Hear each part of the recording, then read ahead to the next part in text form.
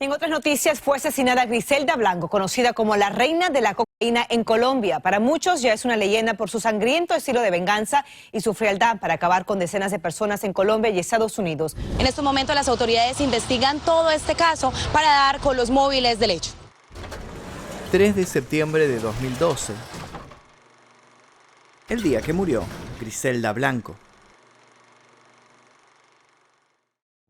Era el 3 de septiembre de 2012 y Griselda, de 69 años, llevaba viviendo una temporada excepcionalmente tranquila en Medellín, Colombia. Y aquello era toda una novedad, más si se tiene en cuenta que hacía poco había salido de la cárcel por su delicado estado de salud. A pesar de parecer una abuela común y corriente, llevaba en sus espaldas más de 250 muertes. A media tarde salió de la carnicería de su barrio como cualquier otra ama de casa de la zona. La acompañaba su ex nuera, que en ese momento estaba embarazada. Las dos mujeres no habían dado más que unos cuantos pasos cuando dos motocicletas se detuvieron bruscamente frente a ellas. Un hombre de unos 25 años bajó del vehículo y disparó 2 veces.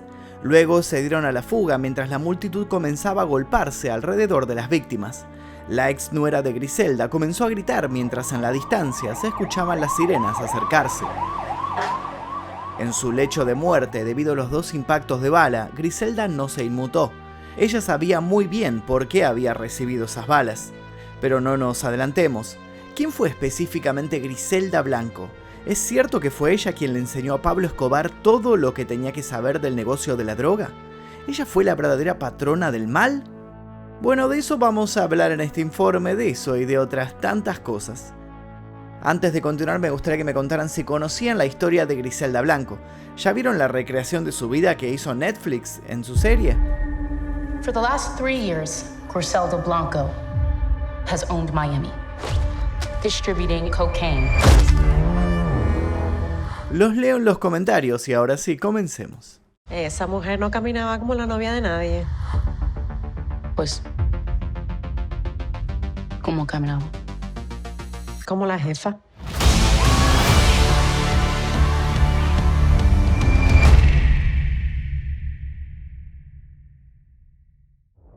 Ana Griselda Blanco Restrepo nació el 14 de febrero de 1943 en Cartagena, Colombia. Al menos esto es lo que se dice oficialmente, ya que hay otras versiones.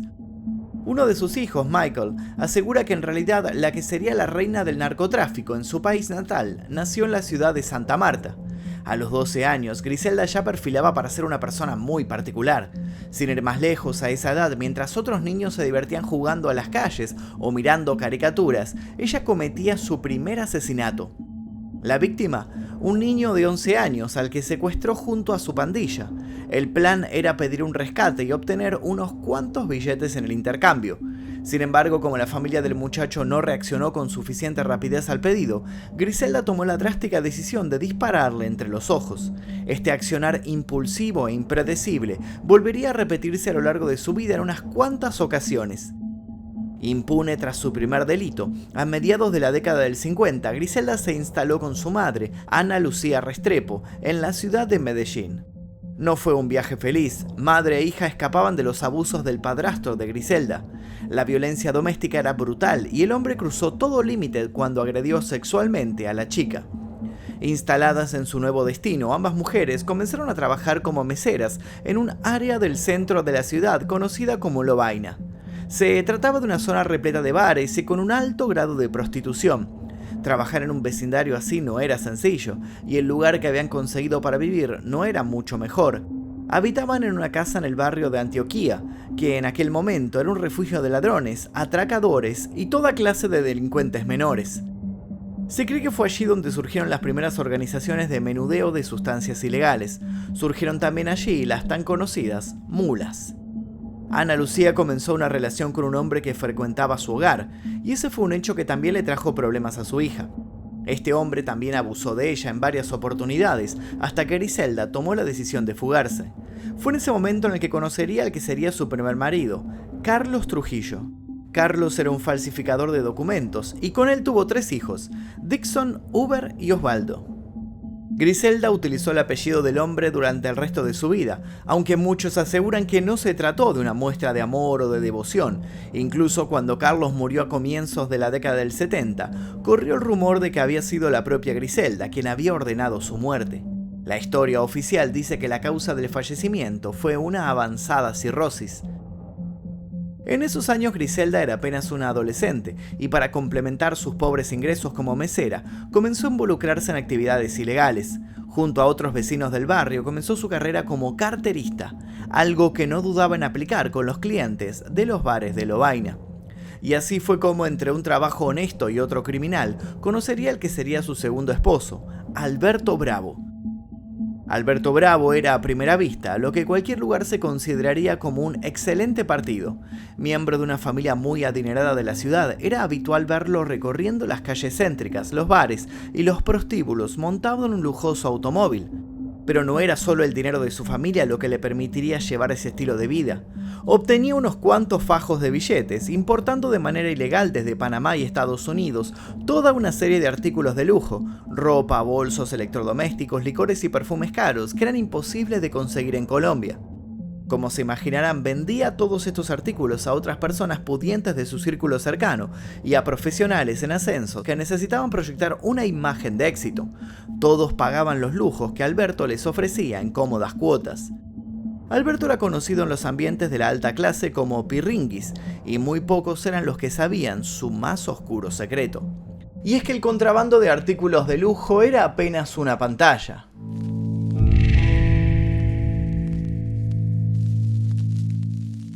Griselda no estaba al tanto de este secreto, pero cuando comenzaron su relación, Alberto terminó por confesarle cuál era su verdadera fuente de ingresos.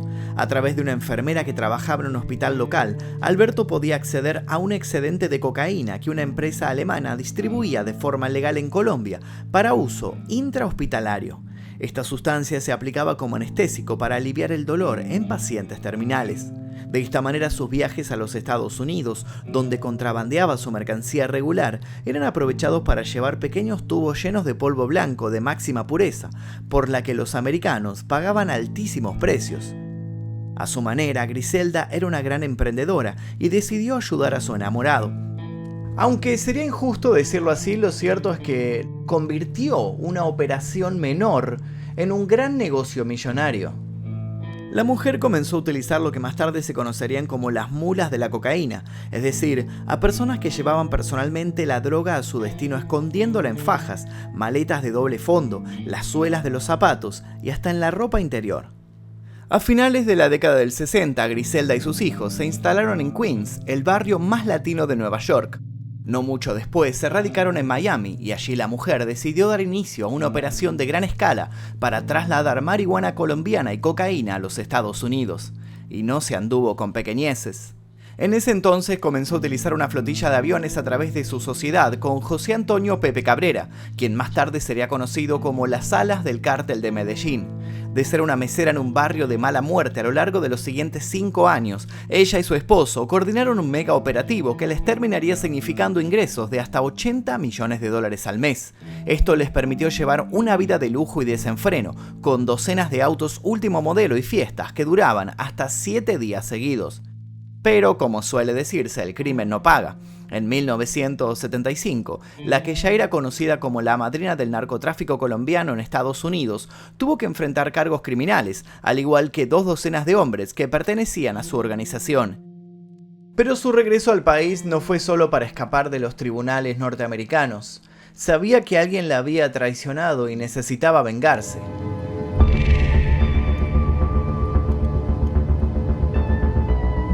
A su regreso a Bogotá se consolidaría el otro nombre por el que Griselda Bravo fue mundialmente conocida, la Viuda Negra. El motivo que la llevó a enfrentarse a Alberto, su marido y socio, fue que Griselda estaba convencida de que el hombre había hecho desaparecer millones de dólares sin rendirle cuentas. Él la acusaba de querer figurar ella misma como la única cabeza de su negocio. Dispuestos a limar asperezas, Griselda y Alberto se encontraron fuera de una reconocida discoteca en la zona norte de Bogotá. La discusión comenzó a subir de tono hasta terminar en una caótica balacera, donde murieron 7 personas, incluyendo a Alberto, que recibió un disparo en la cara. Un disparo que había sido hecho por la propia Griselda. Ella, por su parte, recibió un balazo en el estómago, pero sobrevivió y salió del hospital decidida a convertirse en la reina del narcotráfico de Colombia y toda Sudamérica. Pero por supuesto, también tuvo tiempo para volver a creer en el amor. Por esos años conoció a Darío Sepúlveda, un sicario que pertenecía al mundo del narcotráfico. Este sujeto supo seducir a Griselda por sus habilidades para el negocio y al tiempo se casaron. De esa relación nació en 1978 el cuarto hijo de la jefa, al cual llamó de una manera bastante sugerente, Michael Corleone Sepúlveda Blanco. Yo lo tuve todo, ponis de distintos colores, pony boteros. Es distinto, yo vi mucho lujo. Desde niño aquí en Miami yo vi todo el parqueadero lleno de Lamborghinis, Ferraris, Rolls Royces. Nuestros guardaespaldas tenían Ferraris. ¿Valió la pena? No toda la plata en el mundo va a regresar mi familia. Como decía mi madre, mi hijo, viva el momento. Sí, bueno, viví el momento, pero lloré mucho por esos momentos después. Sin embargo, ni la familia a cargo ni el amor a flor de piel la hicieron alejarse de sus negocios. Para esa época, la patrona trasladaba al mes más de 1 tonelada de cocaína de Colombia a Estados Unidos. Los lujos y las mansiones comenzaron a ser parte de su vida. Además, disfrutaba de las fiestas constantes que llegaban a durar hasta 3 días. Estupefacientes, orgías y poder eran el cóctel habitual durante las noches de Griselda. A la par, la gente que la rodeaba le tenía cada vez más miedo, ya que sabían que sus métodos para alcanzar tanto poder habían sido fríos y brutales. Todo se reducía a 2 opciones: o estabas con ella o de lo contrario te pasabas al bando de los muertos. En el medio se abrió el mito. ¿Llegó a conocer al famosísimo Pablo Escobar?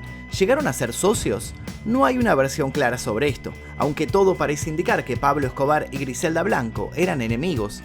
Sin embargo, quien sería conocido como el rey de la cocaína podría haberle robado varios de sus métodos. Sí, al parecer Escobar la admiraba entre sombras. Como sea, a finales de los 80 Griselda decidió volver a Miami. ¿La razón? Ambición.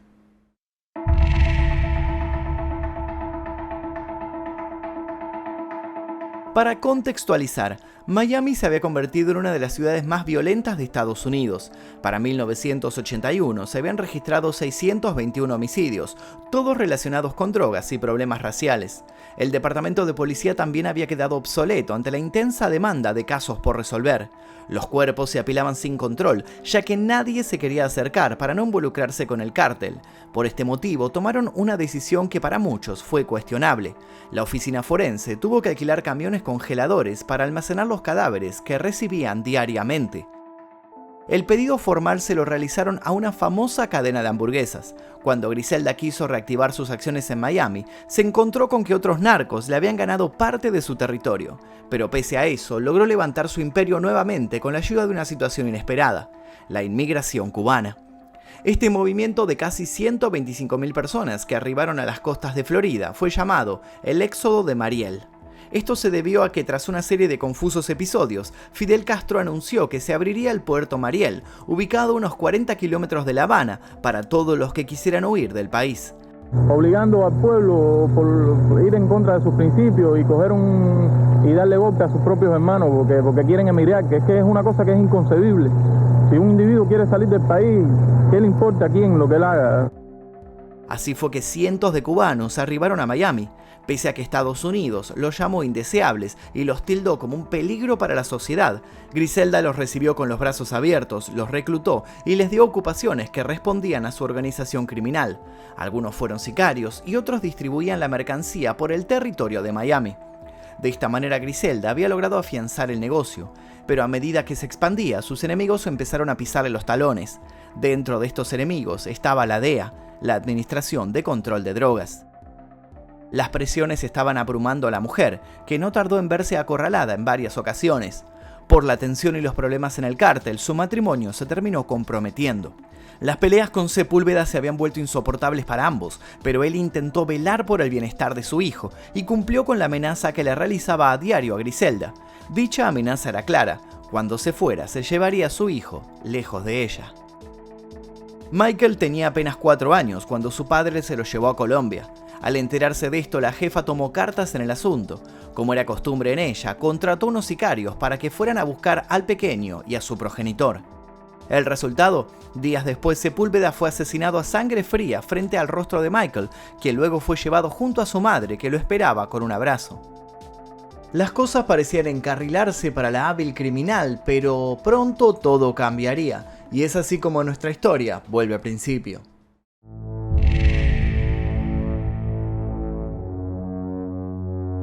Para 1984, la DEA continuaba buscándola y Griselda no tuvo otra opción que irse a California con su hijo menor. El resto de sus hijos tenían a cargo el negocio y gracias a ellos y su mal accionar, los agentes pudieron acercarse al imperio y dar con el paradero de la narcotraficante. La habían estado buscando por más de una década y cuando al fin dieron con ella, irrumpieron en su domicilio sin dudarlo. Griselda, que en ese momento llevaba una Biblia en la mano, quiso evadirlo fingiendo ser otra persona, pero fue en vano. El 7 de febrero de 1985 fue arrestada y trasladada a Nueva York por cargos de narcotráfico y homicidio. Ese mismo año fue declarada culpable con la máxima pena de 15 años de prisión. Mientras ella cumplía su condena, los fiscales intentaron sumarle más cargos a su causa. E incluso se intentó aplicar la pena de muerte debido a la cantidad de asesinatos que tenía en su haber, pero no lo consiguieron. Estar encarcelada no le impidió a Griselda seguir manejando su tan amado negocio. En 1998 obtuvo una reducción de la pena y el 6 de junio de 2004 finalmente fue liberada y deportada a Colombia. Griselda tenía en ese momento 61 años y un cansancio que la llevó a retirarse del mundo del AMPA. No existe demasiada información acerca de la vida de ella en aquella época. Hay quienes aseguran que vivía con miedo, que no le gustaba dormir sola y que tenía pesadillas constantes por las barbaridades que había cometido durante toda su vida ligada al delito. Otros dicen que fingía y seguía siendo en su interior el mismo ser inescrupuloso de siempre.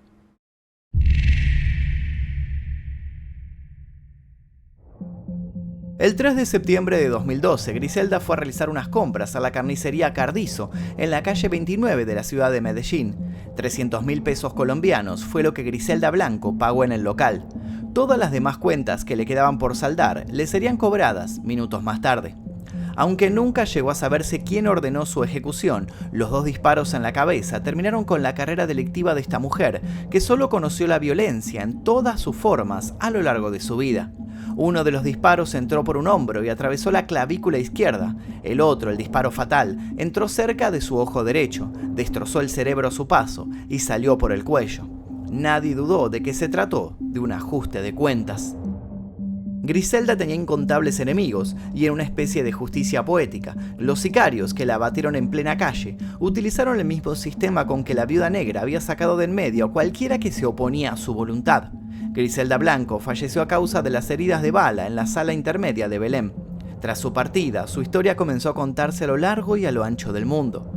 Y no solamente por los testigos, sino también por los más cercanos a ella.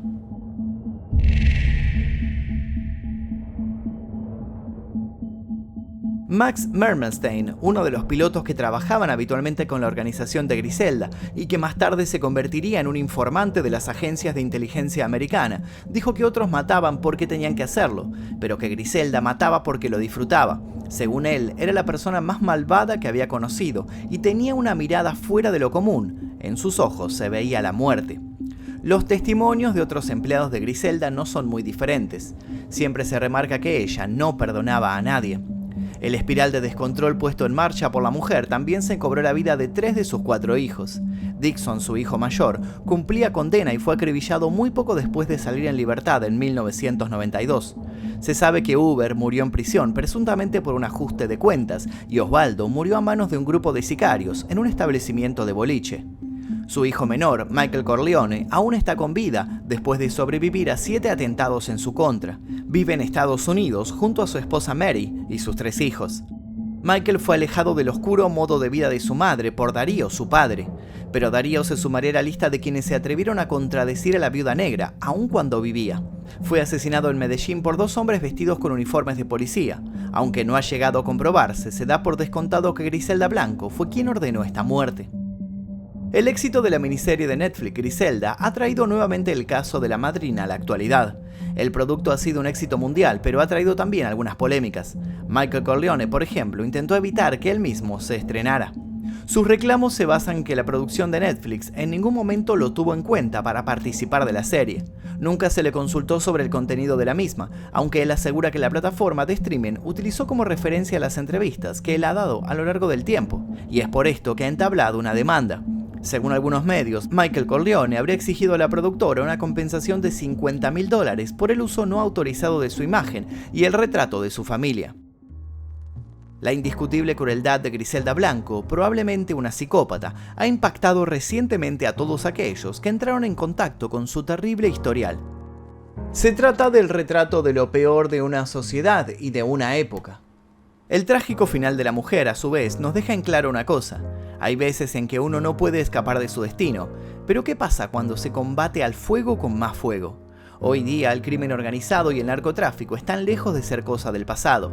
Si bien Griselda ya no está presente para seguir sembrando el caos, nuevas y oscuras nubes siguen impidiendo que se vislumbre un futuro esperanzador.